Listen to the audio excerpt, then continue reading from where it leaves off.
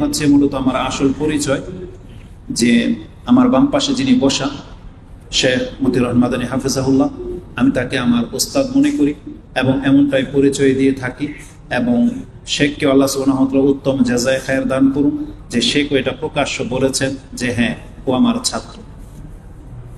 অনেক ব্যক্তি যখন বড় হয়ে যায় বা বক্তা হয়ে যায়, তখন তার শিক্ষকরা যখন কিছু কিছু স্টেজে বলে যেটা আমার ছাত্র, আমি দেখেছি যে তারা একটু মন ক্ষুণ্ণ হয় বা তাদের গায়ে মনে একটু লাগে যে এত বড় হয়ে যাওয়ার পরেও আর সে আমাকে ছাত্র বলল বা কিছু। কিন্তু আমার ক্ষেত্রে ব্যাপারটা হচ্ছে ভিন্ন। যদি শেখ প্রকাশ্য বলে যে হ্যাঁ, ও আমার ছাত্র, এটা আমি আমার জন্য বড় কিছু মনে করি। কারণ আমি স্টেজে বক্তব্য করি, এটা আমার সার্টিফিকেটের ভিত্তিতে না। সার্টিফিকেটের মাধ্যমে আমি স্টেজে উঠি নাই, তবে এই পরিচয়ের ভিত্তিতে অনেকে আমাকে কথা বলার জন্য সুযোগ করে দিয়েছে। আমি প্রথম যেই দিন ভাষানটেক বাজারের মসজিদে মিম্বরে দাঁড়াই, সেখানকার এক ভাই কাফরুলে থাকেন, তিনি বললেন যে আপনি তো সৌদি আরবে ছিলেন শেখের কাছে এবং কথা বলতে পারেন, তাহলে একটা খুতবা দেন। তাহলে ওই দিনের পরিচয়টা এটা ছিল যে আপনি শেখের কাছে ছিলেন এবং কথা বলতে পারেন, তাহলে আপনি একটা বক্তব্য দেন। আমার মনে আছে যে আমার সাহসে কুলাইনি যে আমি মেম্বরে দাঁড়াবো, কিন্তু আল্লাহ সুবহানাহু ওয়া তাআলা তার ইচ্ছাটাই ছিল চূড়ান্ত। মেম্বরে দাঁড়িয়েছি এবং একটা অযোগ্য ব্যক্তি যখন মেম্বরে দাঁড়ায় কি হয় সেটা সবাই জানে। প্রথম মসজিদ কমিটি মাইকগুলোকে বন্ধ করে দিয়েছিল যে কি না কি বলে, কারণ অপরিচিত তো আমি। মাইক বন্ধ করে দিয়েছিল, শুধু ভিতরের স্পিকারগুলো চলেছিল। প্রথম খুতবা দেওয়ার পরে তারা মেনে নিয়েছে, বলছে ঠিক আছে আপনি দিতে পারেন। দ্বিতীয় বক্তব্য দেওয়া হলো, তখন তাওহীদ মিডিয়া রেকর্ড করলো।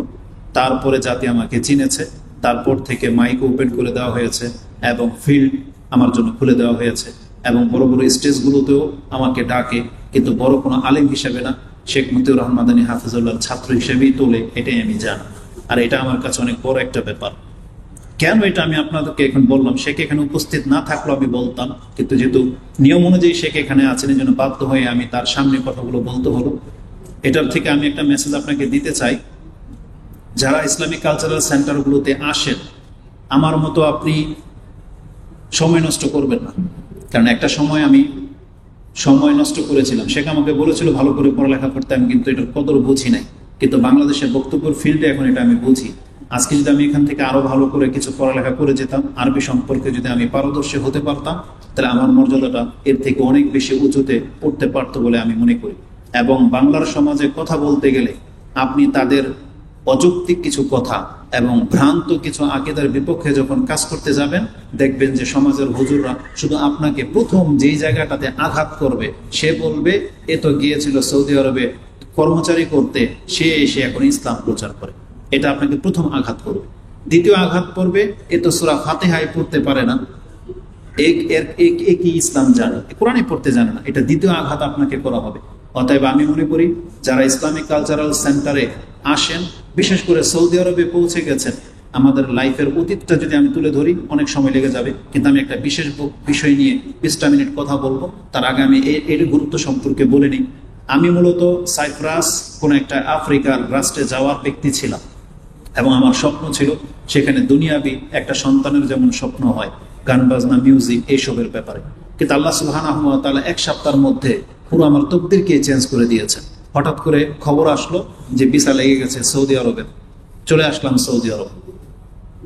তারপরে এসে এই দেশের ইসলাম যেটা আমি দেখতে পেয়েছি, তখনই মনে একটা প্রশ্ন জেগেছে, এমন কেন এদের সালাত, আমাদের দেশে এরকম, এখানে কেন এরকম। ওই দিন থেকে আমার একটা চিন্তা জেগেছে, যদিও আমি অতটা ধার্মিক ছিলাম না। আমাকে ইসলামিক কালচারাল সেন্টারের বিরিয়ানির দাওয়াতও দেওয়া হয়েছিল যে ওখানে দুপুরবেলা বিরিয়ানি খাওয়ায়, চলেন ওখানে আমরা যাই, কিছুক্ষণ আলোচনা হবে, তারপরে যাই। আমি বলেছি যে না, এই দুপুর রৌদ্রের মধ্যে আমি বিরিয়ানি খেতে যাব না। কিন্তু আল্লাহ সুবহানাহু ওয়া তাআলার ইচ্ছাটা তো একটু ভিন্নই ছিল। তবে আলহামদুলিল্লাহ আমি বিরিয়ানি খাওয়ার জন্য ইসলামিক সেন্টারে আসি নাই, কিন্তু সেই ইসলামিক সেন্টার আমার তাকদীর আমাকে ঘুরিয়ে নিয়ে আসা হয়েছে। আর তার পেছনে মূল ছিল আমাদের নাহিদ ভাই, যার মাধ্যমে আমি ইসলামিক কালচারাল সেন্টারে এসেছিলাম।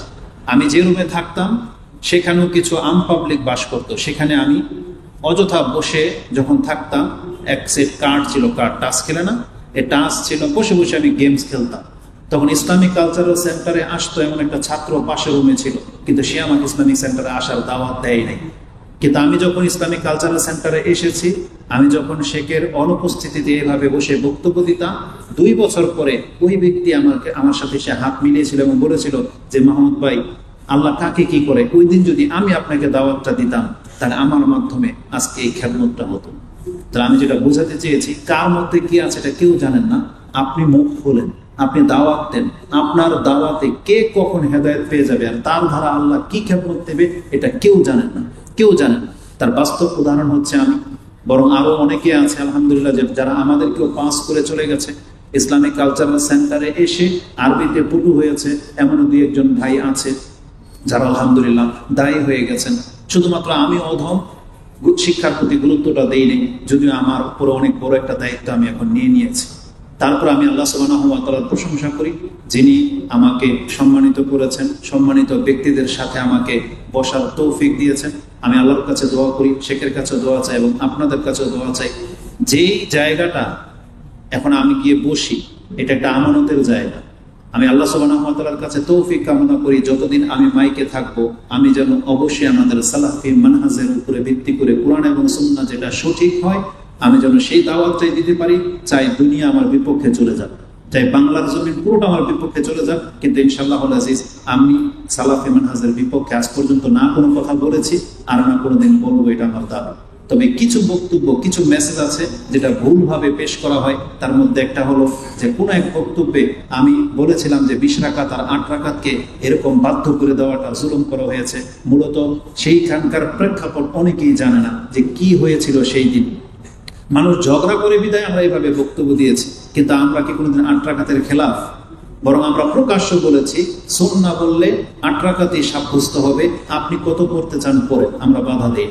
বরং আমাদের দাওয়াত হলো এশার নামাজের পর থেকে নিয়ে ফজর পর্যন্ত পুরাটাই হচ্ছে রাত, আর পুরাটা রাতের মধ্যে আপনি যেই নামাজই পড়েন না কেন, এটাই হচ্ছে কিয়ামুল লাইল, এটাই হচ্ছে কিয়ামে রমাদান, এটাই হচ্ছে তাহাজ্জুদ, এটাই হচ্ছে বেতের। বিভিন্ন নাম রয়েছে কিন্তু নামাজ ওই একটাই, আর সংখ্যা হচ্ছে বেতের সহ 11 রাকাত। এটা আমাদের প্রকাশ্য দাওয়াত, কিন্তু মানুষ এটাকে ভুল ব্যাখ্যা করে ভিন্নভাবে বোঝায়। আলা কুল্লি হাল, এই সংক্ষিপ্তভাবে আমি আমার পরিচয়টা আপনার কাছে তুলে ধরলাম। যারা আমার বক্তব্য শোনেন, যারা উপকৃত হচ্ছেন, আমরা তাদের জন্য দোয়া করি আল্লাহ যেন আপনাদেরকে হেদায়েতের উপরে রাখেন, করেন আমিন। এবং আমাদের দ্বারা যদি কোনো ভুল ভ্রান্তি হয়ে থাকে সেটা ছেড়ে দেবেন। আর ফতুয়া প্রকাশ্যভাবে বলে দিচ্ছি, ফতুয়া গ্রহণ করবেন বড় শেখদের কাছে। ক্রিটিক্যাল বিষয় নিয়ে আমাকে যদি প্রশ্ন করা হয়, আমি ডাইরেক্ট বলি তালাক নিয়ে, স্বপ্নের ব্যাখ্যা নিয়ে আমি আজ পর্যন্ত কোনো প্রশ্নের উত্তর দিইনি। আর আমি বলেছি ফতুয়া নিতে হবে বড় আলেমদের কাছ থেকে, ফতুয়া দেওয়া আমাদের কাজ না। এই জন্য আমি খুব সংক্ষিপ্ত, যেটা সহজ বিষয় নিয়ে কথা বলি। এবং যারা আমার বক্তব্য নিয়মিত শোনেন, আপনারা ভালো করে জানেন আজ পর্যন্ত আমি বিতর্কিত কোনো বিষয় নিয়ে বক্তব্যই করিনি। আমার কোনো বক্তব্যে আপনি দেখাইতে পারবেন না হাত কোথায় বাঁধতে হবে, আমিন বলতে হবে কি হবে না, এগুলো নিয়ে আমি বলিনি। এগুলো নিয়ে কথা বলার মতো আমাদের যথেষ্ট আলেমরা রয়ে গেছে, বড়রা বড় কথা বলবে। আমি শুধু আপনাকে ইমানের দিকে ডাকি, আমি শুধু আপনাকে বলবো আপনি 5 ওয়াক্ত সালাত আদায় করেন, আমি বলবো আপনি ইসলামের রকমগুলোকে ঠিক করেন, আমি বলবো আপনি আল্লাহর প্রতি ভরসা রাখেন, আপনি আল্লাহর প্রতি আস্থাশীল হন, আল্লাহর প্রতি সুধারণা রাখেন। এই বক্তব্যগুলো আমি করে থাকি, যেমনটা আমি এখানে কথা বলার জন্য শেখ আমাকে সুযোগ করে দিয়েছেন। জাযাকাল্লাহু খাইরান, আল্লাহ তাকে উত্তম প্রতিদান দান করুন। এখানেও আমি ইচ্ছা পোষণ করেছি যে আমি আপনাকে এখন যে মেসেজটা দেব সেটা হলো, আপনি আল্লাহর কাছে কামনা করুন, আল্লাহর কাছে আপনি চান, আপনার যত চাওয়া পাওয়া আছে কার কাছে চান? আল্লাহর কাছে চান। এখানে 3টা বিষয়। অধিকাংশ মানুষ আপনি আল্লাহর কাছে চান না, কিছুই চান না। যে কোনো প্রয়োজনে আপনি প্রথম শুধু খোঁজেন কে আপনাকে উপকার করতে পারবে। আপনার যে ঘাটতি আছে সেই ঘাটতি পুরা করার জন্য আপনি প্রথম আপনার বন্ধু বান্ধবদেরকে খোঁজেন, পয়সাওয়ালাদেরকে, সামর্থ্যবানদেরকে খোঁজেন। কে আপনাকে সাপোর্ট করতে পারবে সবার আগে আপনি তাকে খোঁজেন। বিপদে পড়লে আপনি খোঁজেন যে আমার পরিচিতের মধ্যে ডিফেন্সের কেউ আছে কিনা, পুলিশের কেউ আছে কিনা, মন্ত্রী এমপি কেউ আছে কিনা, এরকম ব্যক্তিদেরকে খোঁজেন। কেন? কারণ আমরা সবাই উপকৃত হতে চাই, কিন্তু যিনি সব থেকে বেশি উপকার করতে পারে আমরা তাকে ভুলে যাই। তিনি হচ্ছেন আল্লাহ সুবহানাহু ওয়া তাআলা। কোরআন আল্লাহ সুবহানাহু ওয়া তাআলা এই ক্ষেত্রে যথেষ্ট কথা বলেছেন। আমি নোট রেখে দিয়েছি, মুখস্থ কিছু কথা বলবো, এই জন্য হয়তো কিছু নাম্বার ছুটেও যেতে পারে, কিন্তু আছে এটা চূড়ান্ত। যেমন ইমাম মুসলিম রাহিমাহুল্লাহ তার 46 নম্বর অধ্যায় 15 নম্বর পর্বে সম্ভবত জুলুম করা হারাম, তাতে আপনি একটা হাদিস পেয়ে যাবেন 6466, দেখে নেবেন ইনশাআল্লাহ 6466। তাতে আল্লাহ সুবহানাহু ওয়া তাআলা হাদিসে কুদসি রয়েছে, আল্লাহ বলেছেন ইন্নী হারামতু যুলমা আলা নাফসি ওয়া জাআলতু বাইনাকুম মুহাররামান ফালা তাযালামু। এভাবে শুরু হয়েছে লম্বা একটা হাদিস। তাতে আল্লাহ বলেছেন ইয়া ইবাদি, হে আমার বান্দাগণ, কুল্লুকুম দাল্লুন ইল্লা মান হাদাইতুহু ফাস্তাহদুনি আহাদিকুম। হে আমার বান্দাগণ, তোমরা সবাই গুমরাহ, সবাই পথভ্রষ্ট, সবাই ভুল পথে আছো, কেবল আমি আল্লাহ যাকে সঠিক পথ দেখাবো সে ছাড়া। অতএব যে আমার কাছে সঠিক পথ চাইবে আমি তাকে সঠিক পথ দিয়ে দেব। আপনি কি বোঝেন কথাটা? পুরো পৃথিবী ভুল পথে আছে, এটা আল্লাহ সুবহানাহু ওয়া তাআলা শান্ত আকাশের উপর থেকে দেখতে পাচ্ছেন, এবং তিনি বলেছেন কুল্লুকুম দাল্লুন, তোমরা সবাই ভুল পথে আছো, ইল্লা মান হাদাইতুহু, তবে আমি যাকে হেদায়েত দান করেছি। অতএব যারা হেদায়েত পেয়ে গেছেন এটা আল্লাহ সুবহানাহু ওয়া তাআলার ইচ্ছায় হয়েছে। আমি আর আপনি যে মুসলিমের ঘরে জন্মে গেছি এটা কার ইচ্ছায় হয়েছে? কেউ কি বলতে পারবেন যে আপনার বাপ মা বা আপনি আল্লাহকে কত টাকা ডোনেশন দিয়েছেন? বলতে পারবেন? আপনাকে আল্লাহ কেন মুসলিমের ঘরে সৃষ্টি করলেন, কাফের ঘরে কেন করলেন না? এটার পেছনে আপনার কি ব্যাকফিট ছিল? কি করেছেন আপনি আল্লাহর জন্য? কিছুই করেন না, একান্ত আল্লাহর ইচ্ছা ছিল। আপনি সৌদি আরবে এসেছেন, এখানে 5 ওয়াক্ত যারা নামাজ পড়েন, যারা দাঁড়িয়ে রেখেছেন, হালাল ইনকামের উপরে লেগে আছেন এবং সম্মানজনক রিজিক পাচ্ছেন, এটা সম্পূর্ণ আল্লাহ সুবহানাহু ওয়া তাআলার ইখতিয়ার রয়েছে, সম্পূর্ণ আল্লাহ সুবহানাহু ওয়া তাআলার ইখতিয়ার। তিনি যদি এটা না করতেন তাহলে আপনার জন্য এটা সহজসাধ্য ছিল না। অতএব সবচেয়ে বড় নিয়ামত আল্লাহ আমাদেরকে যেটা করেছেন সেটা হচ্ছে সৌদি আরবে তাওহীদের দেশে এনে সঠিক ইসলামটাকে বোঝার আমাদেরকে তৌফিক দিয়েছেন। এখানে দুইটা জিনিস ভুল বুঝবেন না, আমরা সৌদি আরবের দালালি করি না। অনেকে বলবে, যেমন আমাদের কিছু বক্তা আছে যারা আমাদের সালাফি আলেমদেরকে বলে পেট্রো ডলার খোর, বলে রিয়াল খোর, এইভাবে বলে গাড়ি দেয়। আপনি যারা সেন্টারের সাথে জড়িত বা যারা ইফতারি ক্যাম্পে আছেন, আপনারা কি বলতে পারবেন যে আমাদের শেখদের ওই বেতন কি সরকারের পক্ষ থেকে আসে? তাদের সরকার কি টাকা দেয়? এখানে কি আপনাদেরকে টাকা দিয়ে ইসলাম শোনানোর জন্য বাধ্য করা হয়েছে? তাহলে ওই বক্তারা যখন মিথ্যা বলে তখন তাদেরকে আপনারা ছুঁড়ে ফেলে দিতে কেন পারেন না? কেন তাদেরকে আপনারা প্রত্যাখ্যান করতে পারছেন না? যেহেতু তারা প্রকাশ্য মিথ্যা বলে যে আমরা নাকি ইহুদিদের দালাল, আমরা নাকি রিয়াল কোল, পেট্রোল কোল, যেই ভাষাগুলো তারা ব্যবহার করে। তাহলে যাদের কাছে যখন স্পষ্ট হয়ে যাচ্ছে এরা মৃত্যু, তারপর আপনারা তাদের সাফাই গান, এটা মেনে নেওয়ার মতো না। সৌদি আরব হচ্ছে তাওহীদের দেশ, এখান থেকে আপনি তাওহীদের শিক্ষা পাবেন, এই মেসেজটা দিলাম। কিন্তু সৌদি আরবে ভালো খারাপ সব মানুষই আছে। আমরা আপনাকে খারাপ মানুষের কথা তুলে ধরতে চাচ্ছি না, তাতে আমাদের কোনো কল্যাণ নেই, কিন্তু ভালো তো অনেক কিছু আছে, আপনি এখান থেকে সেগুলো নিতে পারেন। সবচেয়ে ভালো বর্তমান পর্যন্ত বহাল আছে সেটা হচ্ছে আজান হয়ে গেলে এখনো দোকানগুলো বন্ধ করা হয়। এটা কি আছে নাকি নাই? এটা নাই, আছে। এটা ভালো দিক না খারাপ দিক? পৃথিবীর বিশ্বের কোন একটা রাষ্ট্রের খবর আপনার কাছে কি আছে আপনি দেখাইতে পারবেন যে আজান হইলে মার্কেট বন্ধ হয়ে যায়? যদি কোনো রাষ্ট্র থাকে সেটা সৌদি আরবে আছে। সৌদি আরবে আছে কোনো মূর্তি প্রকাশ্যভাবে ভাসমান? আপনি দেখাইতে পারবেন না। তাহলে এই ভালো দিকগুলো যতদিন থাকবে ততদিন আমরা ভালো বলেই যাব। আর মন্দ যেগুলো আছে এগুলো তো সবাই জানেন, আপনিও জানেন, আমিও জানি। সেটা বলে আমার কি লাভ? মন্দগুলো মন্দর জায়গায় থাকবে, আপনি মন্দটা নিয়েন না। সৌদি আরবে যদি হল করে থাকে বা ক্লাব করে থাকে, আপনি সেদিকে তাকান কেন? যেমন আমি যখন সৌদি আরবে থেকে গিয়েছিলাম, দাওয়াত দিয়েছি এক তাবলিগ জামাতের ভাইকে, আমি বললাম উনি আবার উমরাতে আসবে, তখন আমি তাকে ভালো সেন্সে বলেছিলাম যে আপনি তো সৌদি আরবে যাচ্ছেন, একটু দেখে আসেন সেখানকার পরিবেশটা কেমন। সে যখন উমরা করে দেশে ফিরে গেছে তখন জিজ্ঞেস করলাম কি দেখে আসলেন? উনি আমাকে কি জবাব দিয়েছে জানেন? তো দেখে আসছে কি, কাবা শরীফের ইমামের ঘরে ডিশ। বুঝেন কথা? সে কি দেখে গেছে? বলতেছে সেখানকার ইমামদের, কাবা শরীফের ইমামের ঘরেও বিলে ডিশ। বুঝেন? তাহলে যে যেটা দেখে এটা হচ্ছে এটা তার ভেতরের জিনিস। তাকে আমি কি দেখতে বলেছিলাম আর সে কি দেখে গেছে, তার মানে তাদের কাছে আগে থেকেই এটা ক্লিয়ার যে সৌদি আরবে হক নাই, এরা সব গুমরা হয়ে গেছে, আমেরিকার দালাল হয়ে গেছে। ওই চিন্তা নিয়ে সৌদি আরবে আসে, ও কি কোনোদিন ভালো জিনিস দেখতে পাবে? ও কোনোদিন ভালো জিনিস দেখতে পাবে না। এই জন্য অন্তরটাকে সোজা করে, অন্তরটাকে সোজা করে এবং আপনি দেশে ফিরে যাবেন, এখান থেকে রিয়ালের সাথে আপনি ইখলাসটা নিয়ে যান। আপনি ধর্মকর্ম করেন, আপনাকে আল্লাহ সুবহানাহু ওয়া তাআলা তো মাহরুম করেনি, রিজিক তো দিয়ে যাচ্ছেন। আপনি নামাজ না পড়লেও এই রিজিক প্রাপ্ত হবেন, নামাজ পড়লেও আপনি এই রিজিক প্রাপ্ত হবেন। কিন্তু দিন পার হবে আপনার বেনামাজি অবস্থায়। আপনি একবার ফিল করেন জিনিসটা, আপনি দেশে ফিরে যাবেন রিয়েল নিয়ে, যেমনটা অনেকে নিয়ে যায়, কিন্তু পাশাপাশি যদি আপনি ধর্মটা নিয়ে যেতে পারেন, আপনাকে আল্লাহ এতটা সম্মানিত করবে যেটা আপনি এখানে বসে বুঝতে পারতেছেন না। আপনি দেশে যান, তখন আপনি বুঝতে পারবেন। এবং যে যতটা হক জেনেছেন, আপনি মুখ খোলেন। এটা আমি বলবো, আপনি মুখ খোলেন। আপনার সমাজে মুখ খুলতে হবে আপনাকে। এতগুলো মানুষের বিপক্ষে আপনাকে কথা বলতে হবে, আপনি এটা ভয় পেয়েন না। আপনি কথা বলেন, আল্লাহ আপনার জন্য রাস্তা করে দিবেন।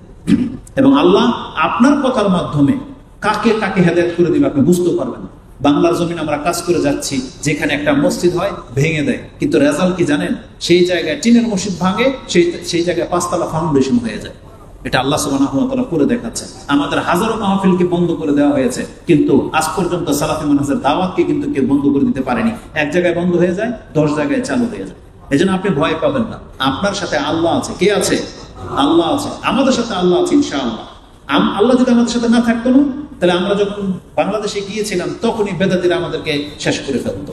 কিন্তু বাংলার জমিনে আলহামদুলিল্লাহ আপনাদের সংখ্যা এত পরিমাণে বাড়তেছে, এটা আল্লাহ সুবহানাহু ওয়া তাআলার অনুগ্রহ, এটা আল্লাহর ওয়াদা, যেটা আল্লাহ বলেছে যে আমি এটাকে প্রতিষ্ঠিত করিয়ে ছাড়ব। সৌদি আরবে যেমন আল্লাহ সুবহানাহু ওয়া তাআলা রাসূলুল্লাহ সাল্লাল্লাহু আলাইহি ওয়াসাল্লামের প্রতিষ্ঠিত করে দেখিয়েছেন, আমরা যদি উদ্যোগী হই ইনশাআল্লাহুল আজিজ, আল্লাহ আমাদেরকে দিয়ে বাংলাদেশ ইসলাম প্রতিষ্ঠা করে দেখাবেন ইনশাআল্লাহ। কিন্তু সাহসী কিছু যোদ্ধা লাগবে। কি যোদ্ধা? মানে বাতিলের বিরুদ্ধে কাজ করবে, ফিল্ডে কথা বলবে, এরকম সৈনিক লাগবে। সৈনিক শুধু অস্ত্র দিয়ে শুধু লাগে না, ইলম দিয়েও লাগে। যেমন কোরআনের একটা আয়াতে আল্লাহ সুবহানাহু ওয়া তাআলা বলেছেন, ওয়াজাহিদুহুম বিহি জিহাদান কাবীরা, তোমরা তাদের সাথে, মুশরিক বেদাতীদের সাথে যুদ্ধ করো। কি দিয়ে? প্রথমে কোরআন দিয়ে। আল্লাহ বলেছেন জিহাদান কাবীরা, আর এটাই হবে বড় জিহাদ। বাতিলের বিপক্ষে সবচেয়ে বড় জিহাদ হচ্ছে কোরআন দিয়ে জিহাদ করা, তাওহীদ দিয়ে জিহাদ করা। এটা হচ্ছে সবচেয়ে বড়। আগে আপনি অস্ত্রের দিকে তাক লাগাই থাকেন না, আগে ইলমের দিকে তাক লাগান। আপনি ইলমকে বাড়ান, তারপর অস্ত্র আল্লাহ সুবহানাহু ওয়া তাআলা ক্ষমতা দিলে আমরা ধরে নেব। কিন্তু আমাদেরকে বাংলার জমিনে এখন অস্ত্র উঠানোর সময় হয় নাই, কারণ সবাই আমরা মুসলিম। তারা ভুল পথে আছে, এই জন্য তাদেরকে সঠিক দিয়ে দাওয়াতি কাজ করতে হবে। তাদেরকে মেরে পিটে করা যাবে না। যেই মানহাজ, যে নীতিটা আমরা এখান থেকে শিখেছি। তা আমার আজকে মেসেজ হলো, আমরা কার কাছে চাইব? আল্লাহর কাছে চাইব। এটা হচ্ছে একটা কাজ, আপনাকে চাইতে হবে। যদি আপনি না চান, তাহলে আপনার সম্পর্কে আল্লাহর চিন্তা কি জানেন? আল্লাহ আপনাকে কেমন দেখে?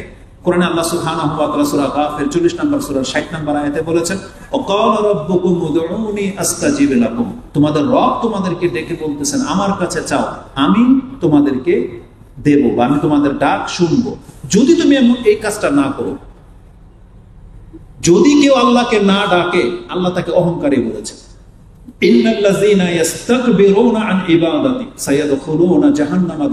এবং আল্লাহ বলেছেন আমি খুব শীঘ্রই তাকে জাহান্নামে প্রবেশ করাবো যদি আল্লাহকে কেউ না ডাকে। আপনি হলেন বড় পাপী। ইমাম মুসলিম থেকে একটা হাদিস নিয়ে নেন, যেটা ইমাম মুসলিম তার ঈমানের অধ্যায়ে এনেছেন। হাদিসটা সম্ভবত ভুলে গেছি, 284 বা এরকম জায়গাতে আছে, কিন্তু হাদিস ঈমানের অধ্যায় মুসলিমে আছে। আয়েশা রাদিয়াল্লাহু তাআলা আনহা তিনি রাসূল সাল্লাল্লাহু আলাইহি ওয়াসাল্লামকে একজন ব্যক্তি সম্পর্কে বললেন, ইবনু জুদআন তার নাম ছিল। সে আত্মীয়তার সম্পর্ক রক্ষা করে চলতো এবং মিসকিনদেরকে খাদ্য খাওয়াতো। এবং তিনি বলেছেন, ইয়া রাসূলুল্লাহ, হাল যাকা নাফিউহুম, সে যে ভালো কাজগুলো করতো, এটা কি আল্লাহর কাছে তার কোনো উপকারে আসবে? রাসূল বলেছেন, লা ইয়ানফাউহু, তার কোনো উপকারে আসবে না। কেন? ইন্নাহু লাম ইয়াকুল ইয়াওমান কাত্তু রাব্বি গফিরলি খাতিআতি ইয়াউমাদ্দিন, কারণ সে কোনো একদিনও আল্লাহকে বলে নাই যে আল্লাহ তুমি কি বিচারের মাঠে আমাকে তুমি ক্ষমা করে দিও। সে আল্লাহর কাছে একদিনও বলেনি। তার মানে ইমাম মুসলিম এই হাদিসকে ঈমানের অধ্যায়ে এনে প্রমাণ করতে চেয়েছেন যে যারা আল্লাহকে ডাকে না, আল্লাহর প্রতি বিশ্বাস রাখে না, তার মানে তারা হচ্ছে কাফের। আপনি বলেন যে আল্লাহ আছে, কিন্তু কোনোদিন আল্লাহকে ডাকলেন না আপনি, তাহলে আপনার চরিত্রটা হচ্ছে কাফেরদের মতো। কাফেরদের যেমন কোনো আল্লাহ নাই, রব নাই, আপনার থেকেও নাই, আপনি কোনোদিন তাকে ডাকলেন না, তাহলে আপনার উদাহরণ হয়ে যাবে কাফেরদের। অথচ আল্লাহ বলেছেন তুমি আমাদেরকে ডাক। এবং যারা আল্লাহর কাছে তওবা করে না, ফিরে আসে না, আল্লাহ তাদেরকে জালেম বলেছেন। পাপী যত বড় জালেম, তওবা না করা হচ্ছে তার চেয়ে বড় জালেম। আল্লাহ বলেছেন ওমান লাম ইয়াতুব ফাউলাইকা হুমুজ জালিমুন, যারা আল্লাহর কাছে তওবা করে না, ফিরে আসে না, তারা হলো জালেম। এইভাবে অনেক কথা বলা যেতে পারে, অনেক কথা বলা যেতে পারে। আমি শুধু আপনাকে মেসেজটা দিতে চাচ্ছি, দেখেন আপনার প্রথম কাজ, আপনি আল্লাহর কাছে চাইবেন, আল্লাহকে ডাকেন। আপনার যত ইচ্ছা আছে, এটা যদি কেউ পুরো করতে পারে, তিনি হচ্ছেন আল্লাহ সুবহানাহু ওয়া তাআলা, অন্য কেউ নয়। এজন্য আপনি অন্তর থেকে আল্লাহর কাছে চাইবেন, এটা প্রথম কাজ। আর এর বিপরীত কি? আল্লাহ ছাড়া অন্য কারো কাছে আপনি কিছু চাইবেন। বিশেষ করে মুর্দা, যারা মরে গেছে, আল্লাহর ওলির নামে যাদেরকে আপনারা মাজারে শুয়ে রেখেছেন, তাদের কাছে চাইলে শিরক হবে। আর জীবিতদের কাছে যদি চান তাহলে এমন ব্যক্তিদের কাছে সাহায্য আপনি চাইতে পারেন যারা সেটা করার ক্ষমতা রাখে, কিন্তু সর্বপ্রথম আপনি আল্লাহর কাছে চান। এমন একটা বর্ণনা রয়েছে যে জুতার ফিতা ছিঁড়ে গেলে তুমি জুতার ফিতাটা আল্লাহর কাছে চাও, এর চেয়ে উত্তম জুতা তুমি আল্লাহর কাছে চাও, এটা আপনি প্রথম চান। তারপরে আপনি মুসি খোঁজেন, তারপরে আপনি সাহায্যকারী খোঁজেন। কিন্তু আপনার গাড়ি বন্ধ হয়ে গেছে, আপনি প্রথম আল্লাহর কাছে সাহায্য চান। আপনার ভিসা আটকে গেছে, আপনি আল্লাহর কাছে চান। আপনার সন্তান হচ্ছে না, আপনি আল্লাহর কাছে চান, তারপরে ডাক্তারের কাছে যান। কিন্তু আপনি প্রথম আল্লাহর কাছে চান।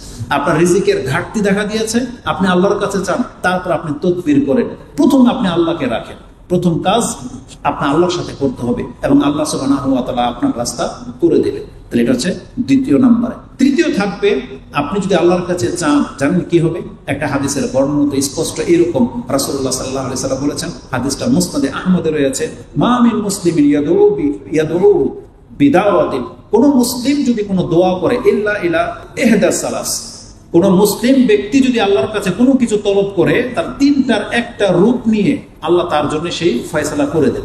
তিনটা রূপ কি? আপনি যদি আল্লাহর কাছে যে জিনিসটা চাচ্ছেন, আল্লাহ ভালো মনে করলে তৎক্ষণাৎ সেটা আপনাকে দিয়ে দিবে, অথবা আপনার এই দোয়ার কারণে আপনি চাচ্ছিলেন একটা, কিন্তু আল্লাহ দেখতে পাচ্ছে যে আপনার উপরে অনেক বড় ধরনের একটা বিপদ আসার ছিল, আল্লাহ সেই বিপদটাকে ঠেকিয়ে দিবে। আপনার দোয়ার কারণে আপনি চেয়েছিলেন সন্তান, কিন্তু সন্তান হচ্ছে না, কিন্তু আপনি জানেন না যে আপনার এগেইনস্টে কত বড় বিপদ লেখা হয়ে গিয়েছিল। আল্লাহ শুধু আপনার সন্তান চাওয়ার কারণে সন্তান দিলেন না, কিন্তু আপনার বিপদটাকে ঠেকিয়ে দিলেন। আপনি হয়তো মরেই যেতেন অ্যাক্সিডেন্টে, বেঁচে গেলেন ওই দোয়ার কারণে। আপনার হয়তো যাদের রিজিকে ঘাটতি আছে, রিজিক চেয়েই যাচ্ছেন কিন্তু পাচ্ছেন না, কিন্তু আপনাকে আল্লাহ সুবহানাহু ওয়া তাআলা হয়তো বড় ফিতনা থেকে বাঁচিয়ে দিল। আপনাকে আল্লাহ হয়তো টাকা পয়সা রিজিক দিয়ে দিলে আপনি হয়তো ফেরাউন বা কারণ হয়ে যেতেন, কিন্তু আল্লাহ তা থেকে আপনাকে বাঁচিয়ে রেখেছে। এই জন্য হিকমা আল্লাহর হাতে, আপনার হাতে নেই। আমি আর আপনি বুঝবো না যে আমাদের সাথে কি হচ্ছে, কিন্তু সেটা আল্লাহ সুবহানাহু ওয়া তাআলা আমাদেরকে স্মরণ করিয়ে দিয়েছেন। তৃতীয়ত, হয়তো আল্লাহ সুবহানাহু ওয়া তাআলা আপনার বিপদ আপদ তেমন কিছু নাই, তাহলে আল্লাহ সেই দোয়াটাকে রিজার্ভ করে রেখে দিবে কিয়ামতের মাঠে, যাতে সবচেয়ে বড় বিপদের দিন এই দোয়া যেন আপনার উপকারে আসে। আপনি দেখতে পাবেন ডান দিকে দেখানো হবে বিশাল নেকির পাহাড় জমে গেছে, বলা হবে এটা তোমার নেকি। আপনি বলবেন আল্লাহ এত নেকির কাজ তো আমি করিনি, তখন আপনাকে বলা হবে অমুক দিন অমুক সময় এই জিনিসটা তুমি আল্লাহর কাছে চেয়েছিলে, তোমাকে দেওয়া হয় নাই, আমি তোমার আজকের জন্য রিজার্ভ করে রেখে দিয়েছি, যাতে দোয়ার পাহাড় তোমাকে জাহান্নামের আগুন থেকে ঠেকিয়ে দিতে পারে। আল্লাহ সুবহানাহু ওয়া তাআলা তিনি চান আমাদের কল্যাণ, তিনি চান আমাদের ঘাটতিগুলোকে পুরো করবেন, তিনি চান আমাদেরকে মুক্ত করতে, কিন্তু আমরা আল্লাহ সুবহানাহু ওয়া তাআলার কাছ থেকে মুখ ফিরিয়ে আছি। এই জন্য যারা আমাদের প্রবাসী ভাইয়েরা আছেন, আপনি সৌদি আরবে যখন এসেছেন, আপনি সময়কে মূল্যায়ন করার চেষ্টা করেন। আপনার যেই কর্ম করার জন্য আসছেন, আপনি খেলতামশা থামিয়ে দিয়ে আপনি দেখেন কাজের প্রতি বেশি মনোযোগ হন। যতটুকু পারেন আপনি হালালভাবে ইনকাম করেন, এটা আপনার দেশে গেলে কাজে আসবে। আর অপচয় কমিয়ে দেন, দামি দামি সেট কিনা ক্রয় করা থেকে, বিভিন্ন জায়গায় ভিজিট করা, ঘোরা থেকে আপনি এই অপচয়গুলো কমিয়ে দেন, এবং দেশে তাদেরকে বলেন রেমিটেন্স পেয়ে যেন তারা বেশি রকমের অপচয়কারী না হয়, কারণ আপনাদের রক্তের ঝরাই টাকা, এটা আপনার এক সময় কাজে আসবে, এটা আপনারা করেন। তৃতীয়ত হচ্ছে রিজিক আল্লাহ কাফেরদেরকেও দেয়, আপনাকেও দেবে, এটা আপনি মাথায় নিয়ে নেন। রিজিক আল্লাহ কাফেরদেরকেও দেয়, আপনাদেরকেও দেবে, কিন্তু আপনি যদি ধর্ম থেকে মুখ ফিরিয়ে নেন, আপনি কিন্তু সবচেয়ে বড় জিনিসটাকে হারালেন, সবচেয়ে বড় জিনিসটাকে হারালেন। কিয়ামতের মাঠে যখন একজন মুসলিমকে শুধু মুসলিম হওয়ার কারণে আল্লাহ ক্ষমা করে দেবেন, তখন কাফের, বহু কাফের এই কথাটাই বলবে, যেটা আল্লাহ সুবহানাহু ওয়া তাআলা কোরআনে সূরা হিজর 15 নম্বর সূরার শুরুতেই বলে দিয়েছেন, রুবামা ইয়াওয়াদ্দুল্লাযিনা কাফারু লাউ কানু মুসলিমিন। হায় আমাদের আফসোস, দুনিয়াতে যদি আমরা পয়সাওয়ালা কোটিপতি না হয়ে যদি মুসলিম হইতাম, তাহলে আজকে আমরা জাহান্নামী হইতাম। আপনি কি জানেন, আমি আপনাকে হাদিস দেখাতে সক্ষম যে ইমাম মুসলিম রাহিমাহুল্লাহ তিনি তার তওবার অধ্যায় 50 নম্বর অধ্যায়ে হাদিস এনেছেন, কিয়ামতের মাঠে একটা মুসলিমকে উদ্ধার করার জন্য আল্লাহ একটা ইহুদি, একটা খ্রিস্টানকে প্রস্তুত করে রেখেছেন, এবং বলা হবে হাযা ফিকাকুকা মিন্নার, এইটা হলো তোমার আজকে জাযা, কাফারা স্বরূপ, আজকে তোমাকে জাহান্নামে ফেলা হবে না, তোমার এগেইনস্টে এই কাফের, এই খ্রিস্টান ইহুদিকে ফেলা হবে। এবং আমাদের এটা অবশ্যই, যদিও হাদিস পুরোপুরি আমরা সবকিছু বুঝি না, কিন্তু কেন যেন আমাদের মনে হয় আজকে যে ইহুদিরা ফিলিস্তিনি মুসলিমকে হত্যা করতেছে, হতে পারে কাল কিয়ামতের মাঠে আল্লাহ ওই মুসলিমকে দাঁড় করিয়ে দিয়ে তার হাজার পাহাড় সমান পাপ থাকা সত্ত্বেও তাকে আল্লাহ সুবহানাহু ওয়া তাআলা ক্ষমা করে দিবেন। যে ইহুদি একে হত্যা করেছে, ওই ইহুদিকে এনে হয়তো বলা হবে যে এটা আজকে তোমার জাহান্নাম থেকে মুক্তির উপায়।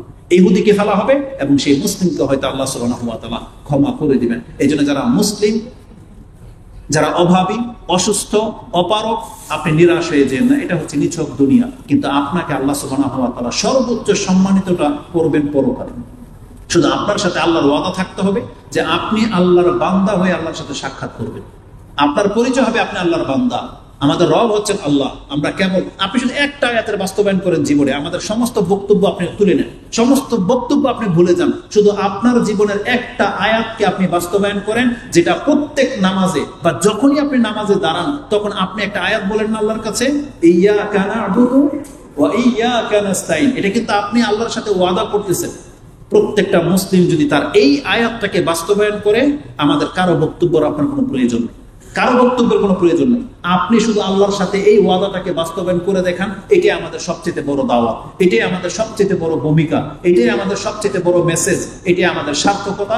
যদি আপনি কেবলমাত্র আল্লাহর ইবাদত করেন আর একমাত্র আপনি আল্লাহর কাছে যদি সাহায্য চান, তাহলে আমরা বলবো আমাদের বক্তব্য সার্থক হয়েছে। যেমনটা আমরা আমাদের উস্তাদদের কাছ থেকে শিখেছি, আপনারা আমাদের কাছ থেকে এটা নিয়ে নেন। আপনি শুধু আল্লাহর বান্দা হয়ে বেঁচে থাকার চেষ্টা করেন। আপনার এই নাক, আপনার এই মাথাটা অন্য কোনো কিছুর সামনে আপনি ঝুঁকিয়ে দিয়েন না। এটা শুধুমাত্র ঝুঁকলে একমাত্র আল্লাহর সামনে ঝুঁকবে। আপনি এমন ভাবে প্রস্তুত হয়ে যান। আমি আবারও বলতেছি, দেখেন, রিজিক কাফেরও প্রাপ্ত হয়, রিজিক কাফেরও প্রাপ্ত হয়, কিন্তু আল্লাহ সুবহানাহু ওয়া তাআলা আমাদেরকে সব থেকে বড় অনুগ্রহ যেটা করেছেন, তিনি আমাদেরকে মুসলিম করেছেন, তিনি আমাদেরকে তাওহীদবাদী করেছেন। এটা আপনি কোনোদিন টাকার বিনিময়ে, রূপ, বংশ, এমনকি এটা কোনো মর্যাদা দিয়ে আপনি হাসিল করতে পারবেন না। এটা নিছক আল্লাহ সুবহানাহু ওয়া তাআলার দয়ায় হয়েছে, নিছক আল্লাহর দয়া। যেহেতু সময় শেষ হয়ে যাচ্ছে, আমি আর চাইলেও ঘন্টার পরে ঘন্টা এই বিষয়ে বক্তব্য করা সম্ভব করছিল, কিন্তু সময় যেহেতু খুব ঘনিয়ে চলে আসছে, 5:52। দোয়া সম্পর্কে শুধু এটি আমি আপনাকে বলবো, রাসূলুল্লাহ সাল্লাল্লাহু আলাইহি ওয়াসাল্লাম আমাদেরকে দোয়ার প্রতি কতটা উৎসাহিত করেছেন। এখন আমি আপনাকে বললাম আপনি আল্লাহর কাছে চাইতে শিখেন। কিন্তু কিছু মানুষ আছে, যখনই আমরা এইভাবে কথা বলি তখন হুট করে তার মাথার মধ্যে দুনিয়া চেপে বসে। সে আল্লাহর কাছে কি চায়? আল্লাহ তুমি আমাকে কোটিপতি বানাও, সুন্দর একটা রমণী দান করো, আমি যেন সুন্দর একটা মহিলাকে বিয়ে করতে পারি। মহিলার আল্লাহর কাছে কি চায়? আল্লাহ আমার স্বামী যেন সামর্থ্যবান হয়, হ্যান্ডসাম হয়, উমুক হয়, তুমুক হয়, এটি চাই, তাই না? রাসূলুল্লাহ সাল্লাল্লাহু আলাইহি ওয়াসাল্লাম আমাদেরকে পরকালকে প্রাধান্য দিতে বলেছেন। এর মধ্যে একটা হাদিস আমি আপনাকে বলে দিই। আব্দুল্লাহ ইবনে মাসউদ রাদিয়াল্লাহু তাআলা তিনি বলেন, উম্মে হাবিবা রাদিয়াল্লাহু তাআলা তিনি একদিন বলতেছেন, আল্লাহুম্মা মাত্তিনি বিজাওজি রাসূলিল্লাহ সাল্লাল্লাহু আলাইহি ওয়াসাল্লাম ওয়া বিআবি সুফিয়ান ওয়া বিআখি মুআবিয়া, যে আল্লাহ তুমি আমাকে আমার লাইফটাকে এতটা লম্বা করে দাও যেন আমি রাসূল সাল্লাল্লাহু আলাইহি জীবন থেকে আমার পিতা আবু সুফিয়ান এবং আমার ভাই মুআবিয়ার লাইফ পর্যন্ত যেন আমি উপকৃত হতে পারি। তারপর রাসূল সাল্লাল্লাহু আলাইহি বলেছেন, লাকাদ সাআলতিল্লাহা আজালিন মাদরুবাতিন ওয়া আসারিন মাকসুমাতিন ওয়া আরযাকিন ওয়া আসারিন মাবলুগাতিন ওয়া আরযাকিন মাকসুমাতিন। তুমি তো আল্লাহর কাছে এমন জিনিস চেয়েছো যেটা আগেই নির্ধারিত, তোমার অংশ তোমাকে প্রাপ্য, একবারে পূর্ণাঙ্গ দেওয়া হবে এবং এটা একটা নির্দিষ্ট সীমার মধ্যে বরাদ্দ, তুমি না চাইলে সেটা পাবে। ওয়ালাকিন লাউ সাআলতিল্লাহা আইয়ু আফিয়াকি মিন আযাবিন ফিন নারি ওয়া আযাবিন ফিল কবর লাকানা খায়রাল লাকি। যদি তুমি তোমার দোয়াতে শুধু এটাই বলতা যে আল্লাহ তুমি আমাকে পরকালে কবরের আযাব এবং জাহান্নামের আযাব থেকে আমাকে মুক্ত করে দাও, লাকানা খায়রাল লাকি, এটা হলো তোমার জন্য সবথেকে বড় উত্তম। তার মানে আপনি আল্লাহর কাছে চাইবেন, আর চাওয়ার ক্ষেত্রে আপনি শুধু পরকালটাকে প্রাধান্য দেন। দুনিয়া আপনি না চাইলে আল্লাহর কাছে পাইবেন, কিন্তু আপনি সবচেয়ে বেশি আল্লাহর কাছে চাইবেন জাহান্নাম থেকে মুক্তি হওয়া। আল্লাহর কাছে সুউচ্চ জান্নাত কামনা করেন, যেটা রাসূলুল্লাহ সাল্লাল্লাহু আলাইহি ওয়াসাল্লাম শিখিয়েছেন। রাসূল বলেছেন, সাআলতুমুল্লাহ, তোমরা যদি আল্লাহর কাছে চাইতে হয়, ফাসআলুহুল ফিরদাউস, তোমরা আল্লাহর কাছে জান্নাতুল ফিরদাউস চাও, ফাইন্নাহু আলাল জান্নাহ আও আওসাতুল জান্নাহ ওয়া ফাওকাহু আরশুর রহমান ইলা আখিরুল হাদিস। ইমাম বুখারী হাদিসটাকে কোট করেছেন। আমাদেরকে সুউচ্চ জান্নাত চাইতে রাসূল সাল্লাল্লাহু আলাইহি শিখিয়েছেন। আয়েশা রাদিয়াল্লাহু তাআলা আনহাকে রাসূল এটাই বলেছেন, তুমি বলবা আল্লাহুম্মা ইন্নী আসআলুকাল জান্নাহ ওয়া মা কাররাবা ইলাইহা মিন কাওলিন ওয়া আমাল ওয়া নাউযু বিকা মিনান নারি ওয়া মা কাররাবা ইলাইহা মিন কাওলিন ওয়া আমাল। আল্লাহুম্মা ইন্নী আসআলুকা মা সাআলাকা আবদুকা নবিয়ুকা মুহাম্মদ সাল্লাল্লাহু আলাইহি ওয়াসাল্লাম। এভাবে আপনি আল্লাহর কাছে চাইবেন। অতএব আমাদের মেসেজটা সংক্ষিপ্ত করে দিই, প্রত্যেকে আল্লাহর কাছে চাইতে শিখেন। আল্লাহর কাছে আপনি চাইতে শিখেন, তাহলে আপনি হবেন আল্লাহর উত্তম বান্দা। আল্লাহ কি বলেছেন? আপনার সাথে একটা ওয়াদা করেছেন, যেটা হাদিসে কুদসিতে আছে, বুখারী এবং মুসলিমে আছে। বলছেন, আনা মাহু হিনা ইয়াদউন হাইসু ইয়াদউনি ইজা দাআনি। রাসূল সাল্লাল্লাহু আলাইহি সাল্লাম বলেন, আল্লাহ আমাদেরকে ডেকে বলতেছেন, আমি আমার বান্দার ধার্মিকতার সাথে থাকি। সে আমাকে যেখান থেকে ডাকুক না কেন, যখন ডাকুক না কেন, সে যে কেউ হোক না কেন, আমাকে যখন ডাকে আমি আল্লাহ তখন তার সাথে হয়ে যাই। এটা অনেক বড় ব্যাপার। অতএব আল্লাহ সুবহানাহু ওয়া তাআলাকে ডাকা, আমরা তার গোলাম হওয়া, এটি আমাদের সবচেয়ে বড় পরিচয়। আল্লাহ আমাকে এবং আপনাদেরকে কবুল করো। আমরা যে সিয়াম রেখেছি আল্লাহ তুমি এটা কবুল করো, আমাদের সৎ কাজগুলো আল্লাহ কবুল করো। সর্বোপরি আমি আবারও আল্লাহ সুবহানাহু ওয়া তাআলার কাছে উত্তম প্রতিদান চাচ্ছি আমার শেখদের জন্য, আমার জন্য এবং আপনাদের জন্য। আল্লাহ যেন আমাদেরকে কবুল করেন, আমিন ইয়া রাব্বাল আলামিন। আমাদের ভাষাতে কোনো ভুল ত্রুটি থেকে থাকলে, বক্তব্যের পুরো লাইফের ভুল ত্রুটিগুলো থেকে থাকলে, এটাগুলো আপনাকে ক্ষমার দৃষ্টিতে দেখবেন। এবং আমাদের, আবারও বলি, আমাদের কাছে নয় বরং আমাদের শিক্ষকদের কাছ থেকে আপনারা দিন ধর্ম নেওয়ার চেষ্টা করেন। ফতোয়া জিজ্ঞেস করলে তাদের শরণাপন্ন হবেন এবং কখনই তাদের উপরে আমাদেরকে প্রাধান্য দেবেন না, কারণ আমরা সেই যোগ্যতায় হয়তো কিয়ামত পর্যন্ত পৌঁছতে পারবো না। অতএব আমাদের খারাপের জন্য আমরা আল্লাহর কাছে ক্ষমা চাচ্ছি। যদি মানুষ আমাদেরকে নিয়ে বাড়াবাড়ি করে, এর জন্য আল্লাহ যেন আমাদেরকে পাক রওনা করে। এবং সর্বোপরি আমি আমাদের মুসলিম প্রবাসী ভাইদের জন্য দোয়া করি, আল্লাহ তুমি তাদের রিজিকে প্রশস্ততা দান করো, আল্লাহ তার পরিবারকে তুমি সুদৃঢ় দাও। যার যে অভাব, যার যে ঘাটতি আছে, আল্লাহ এই রমজান মাসের সিয়াম অবস্থায় আমরা তোমার কাছে দোয়া করতেছি, আল্লাহ তুমি আমাদের ফরিয়াদগুলো কবুল করো এবং আমাদের পেরেশানিগুলোকে আল্লাহ তুমি দূর করে দাও। বাংলাদেশ থেকে যারাই আপনাদের কাছে এবং শেখের কাছে দোয়া চেয়েছেন, আমরা তাদের জন্য দোয়া করি, আল্লাহ তাদের মনের ইচ্ছা, সৎ ইচ্ছাগুলো যেন পুরো করেন এবং তাদের যে অভাব, যে ঘাটতিগুলো রয়েছে, আল্লাহ যেন তাদের সাথে উত্তম আচরণ করেন। আমিন ইয়া রাব্বাল আলামিন।